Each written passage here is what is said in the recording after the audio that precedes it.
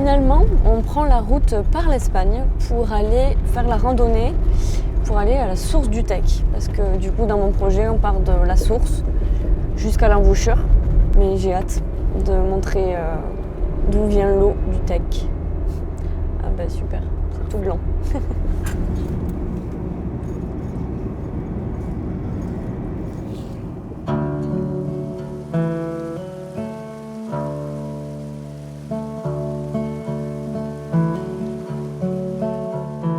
Partir d'un point A, qui est de la source dans la montagne, jusqu'à l'embouchure, pour arriver à mettre en lumière les différents acteurs et tout ce qui se passe autour du Tec. Tel jour, je fais tel village, enfin j'en fais 2-3 même. Et puis au fur et à mesure, je me laisse guider par mon instinct aussi, par la diversité des paysages.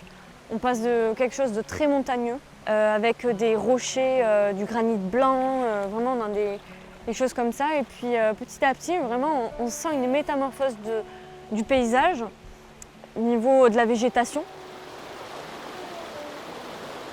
Soit tu préfères attendre un peu et puis quitte à revenir ici. Attendre pas trop parce que la lumière est pas mal. Ouais, et après, quand elle est forte, je déteste. C'est incroyable tout ce qui se passe autour de l'eau et elle, voilà, elle fait sa vie, quoi. L'eau, elle est juste tombée du ciel, elle a traversé toutes ces montagnes pour aller simplement aller ici. Et c'est d'une complexité énorme en fait la gestion de l'eau et on ne se rend pas compte de tout ce qui se passe autour, quoi.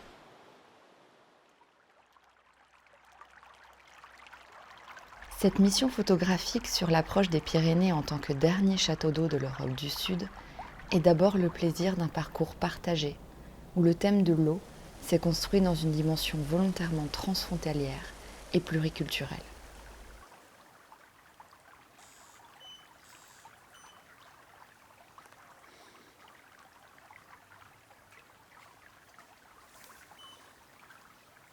Lo único que me estimula es hacer fotos a la naturaleza.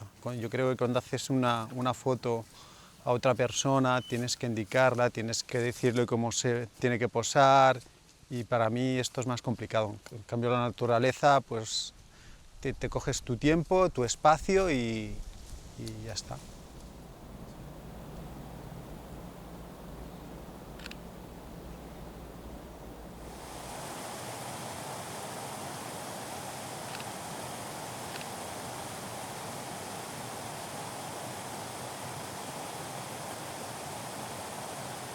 Para mí la idea del agua subterránea es como una forma muy libre, ¿no? Es como la parte esta más del agua más salvaje, ¿no? que no vemos, no sabemos de dónde viene, de dónde procede. Para mí esto es muy enigmático y muy bonito, ¿no?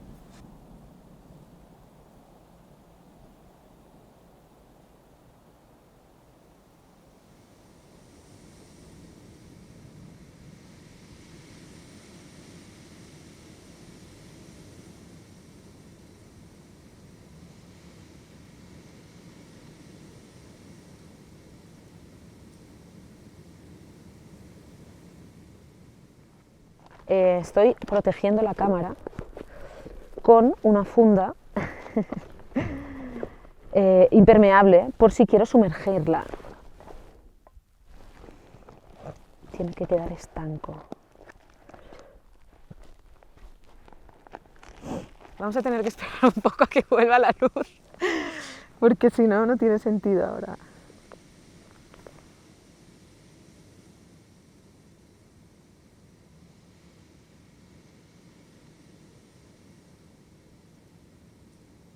Estoy en los lagos de Saboredo, que es una de las fuentes principales del río Garona, y mi proyecto se trata un poco de observar de un modo un poco más contemplativo el agua de los lagos, ¿no?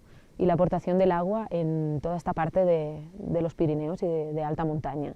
Yo me centro un poco en los detalles, en cómo se relaciona el agua con el entorno, en la importancia que tiene. Un modo de trabajar aquí ha sido bastante, pues primero observando mucho el entorno e intentar captar pues toda la belleza en el agua que he podido ir viendo. Ce projet, c'est aussi l'engagement de 4 jeunes photographes, qui, loin d'avoir été laissés au détour d'un chemin, ont pleinement investi ce lien indéfectible de l'eau au vivant autour de parcours photographiques, saisis dans une confrontation au réel. Non, il y a un documentaire. Il y a de quoi faire, c'est ça.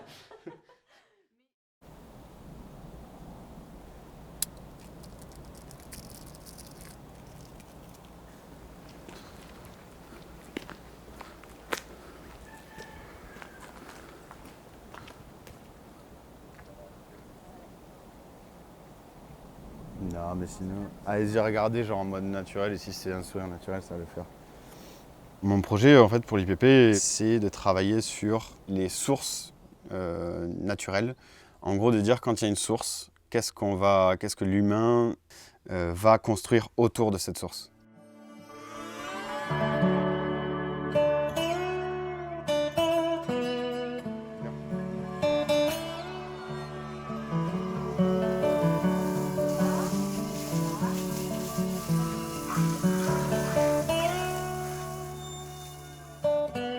Du coup, j'ai choisi 3 pans différents, 3 sortes de lieux différents. D'abord, les bains sauvages, un aménagement tout simple d'une source naturelle et souvent d'eau chaude.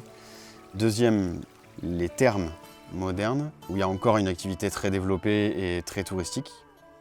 Et la dernière, c'est les villes où il y a eu une activité thermale et où elle a fermé pour une raison ou une autre, et voir quel impact ça a sur la ville, sur la population, sur l'activité économique du coin.